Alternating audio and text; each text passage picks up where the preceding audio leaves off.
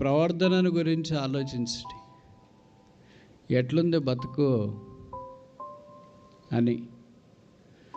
బతుకు ఎందుకు చెడిపోయింది అని అంటే, మనం చెడిపోయాము కనుక. మనం ఎందుకు చెడిపోయామంటే, ప్రభు కొరకు ఆయన చిత్తాన్ని నిరాకరించినాం కనుక. ప్రవర్తన ఎలాగుంటుందంటే, behaviour depends upon what we believe. Believe is absolutely symbiotic with behaviour. మన నమ్మిక ప్రవర్తన రెండు కలిసి ఉంటాయి.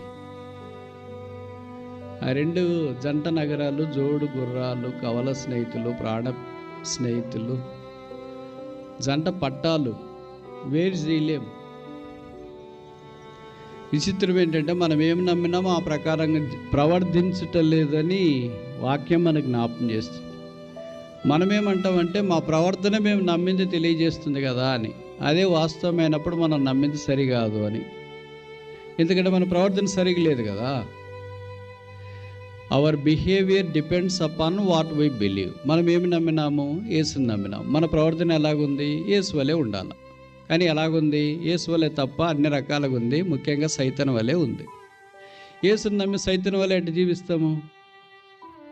జీవిస్తామా? నమ్మిన వాళ్ళు ఒకళ్ళు, జీవించే జీవితం ఇంకోళ్ళ. అలాగ ఉండదు కదా. ఇక ఇశ్రాయేల్కి ఏం జ్ఞాపకం చేస్తున్నాడంటే, మీరు నమ్మింది ఏంటి, ఇప్పుడు మీరు చేస్తున్నది ఏంటి? మీ ప్రవర్తనను గురించి ఆలోచించండి. కనుక మొదటిది ఏంటంటే, consider the will of God. దైవ చిత్తం మీ విషయంలో ఏంటి? ఎందుకు వచ్చినారు? ఎందుకు రక్షించబడినారు? ఎందుకు కార్యక్రమాలు చేస్తున్నారు అనేది వారికి జ్ఞాపకం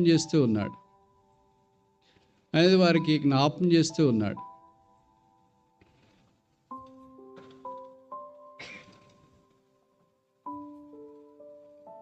ఒక అర్ధగంట ఆపేస్తే నీళ్లు పట్టేది ఏమైనా ఇబ్బందే? నాకు తెలిసి ఇట్లాంటి పనులన్నీ కరెక్ట్ వాక్యం చెప్పేటప్పుడే జరుగుతాయని. ఇక్కడే కాదు, ఇదే ప్రవర్తన. Believe what